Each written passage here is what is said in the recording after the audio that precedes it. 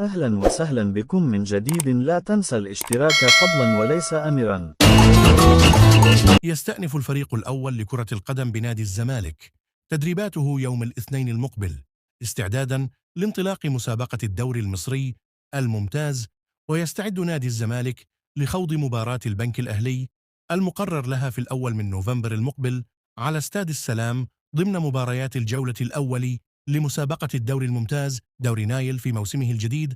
طالب جوميز عمر فرج بضرورة التركيز الفترة المقبلة حتى يكون في أتم الجاهزية الفنية في الوقت الذي يحصل فيه على الفرصة، حيث وعد اللاعب مدربه ببذل قصارى جهده في التدريبات الجماعية لإثبات جدارته بارتداء قميص القلعة البيضاء.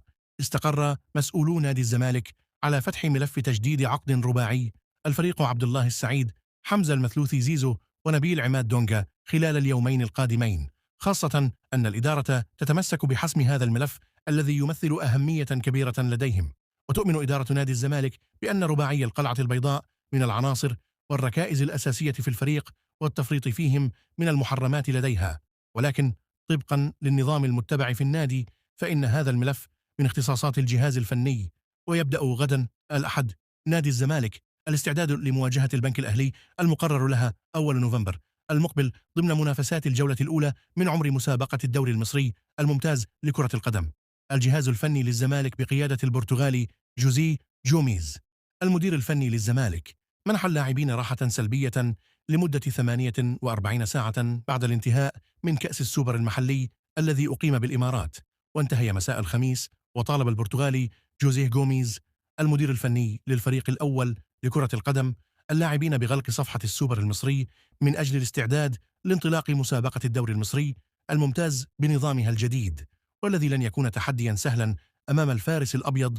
من ناحية أخرى استقر مسؤولو الزمالك على شراء عقد المغربي محمود بن تايك لاعب الفريق نهائيا من نادي سانت إتيان الفرنسي الذي كان يلعب له قبل الانضمام للأبيض. استقر البرتغالي جوزيه جوميز المدير الفني للفريق الأول لكرة القدم بنادي الزمالك على توظيف أحمد فتوح لاعب الفريق في مكان جديد عن مركزه بالجبهة اليسري للاستفادة من خدماته وإمكانياته، ودفع تألق المغربي محمود بن تايك في الجبهة اليسري إلى تفكير جوميز في مركز جديد لأحمد فتوح في الجبهة اليسرى، خاصة مع انتظام اللاعب في التدريبات الجماعية واقتراب انتهاء أزمته.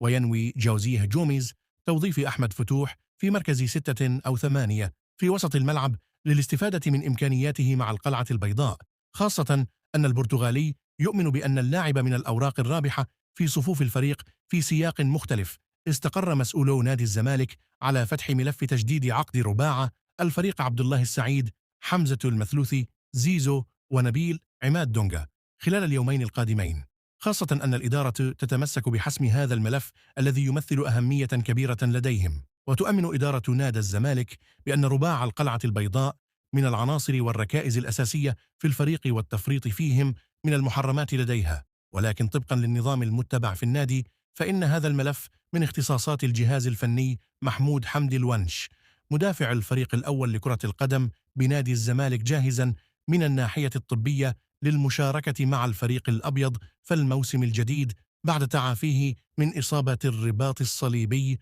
وإنهاء البرنامج التأهيلي الذي كان مخصصا له من قبل الجهاز الطبي.